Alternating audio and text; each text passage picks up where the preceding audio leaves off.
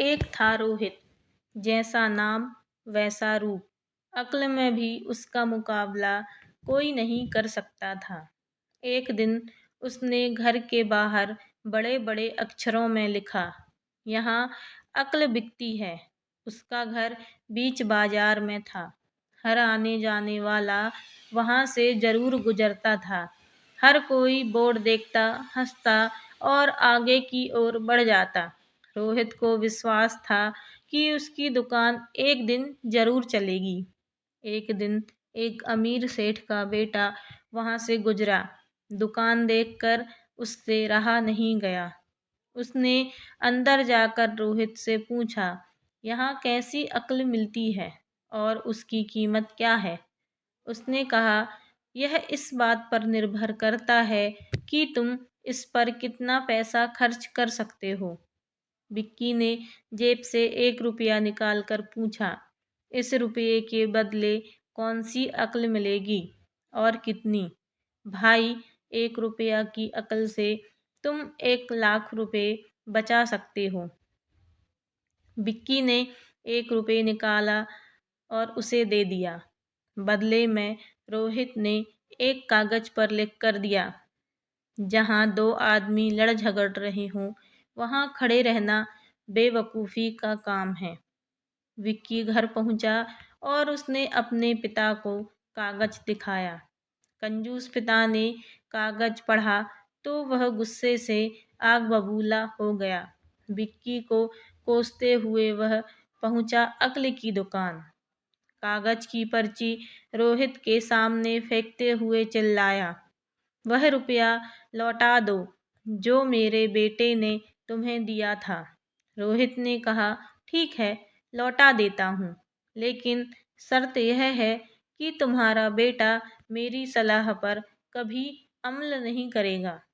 कंजूस सेठ के वादा करने पर रोहित ने रुपए वापस कर दिया।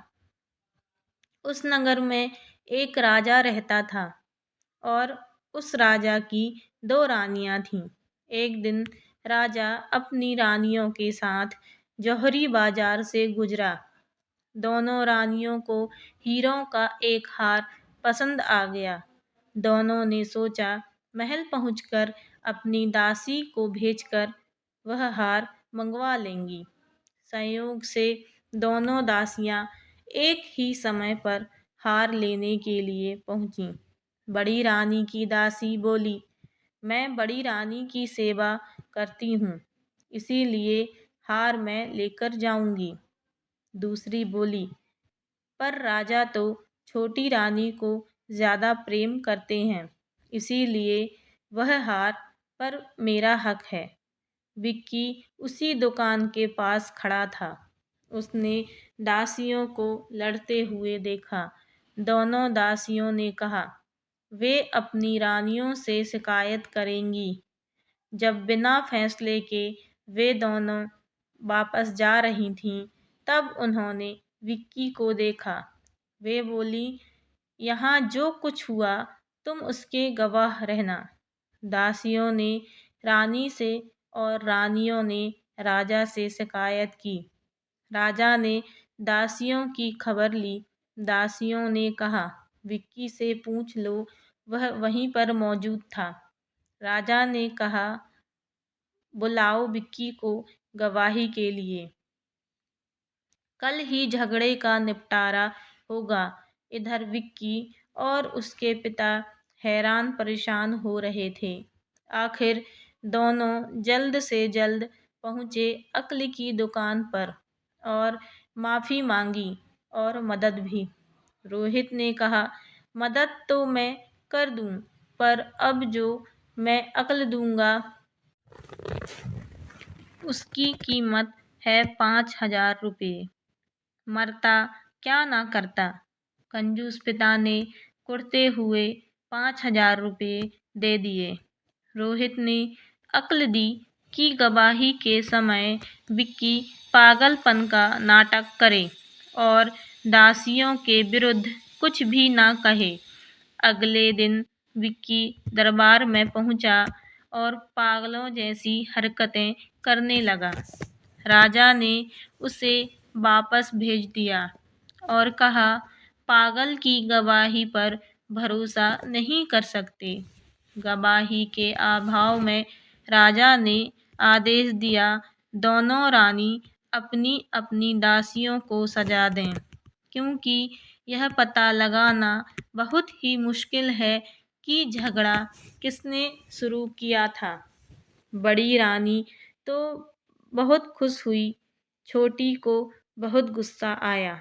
विक्की को पता चला कि छोटी रानी उससे बहुत नाराज है, तो वह फिर अपनी सुरक्षा के लिए परेशान हो गया और फिर पहुंचा अक्ल की दुकान। रोहित ने कहा, इस बार अक्ल की कीमत 10,000 रुपये होगी। पैसे लेकर आओ, तब ही अकल मिलेगी। रोहित बोला, एक ही रास्ता है, तुम वह हार खरीद कर छोटी रानी को उपहार में दे दो। विक्की सकते में आ गया, बोला, अरे ऐसा कैसे हो सकता है? उसकी कीमत तो 1,00,000 रुपये है। रोहित बोला, कहा था ना उस दिन जब तुम पहली बार आए थे कि 1 रुपये की अक्ल से तुम 1,00,000 रुपये बचा सकते हो। इधर विक्की को हार खरीद कर भेंट करना पड़ा, उधर अक्ल की दुकान चल निकली। कंजूस सेठ सिर पीट कर रह गया।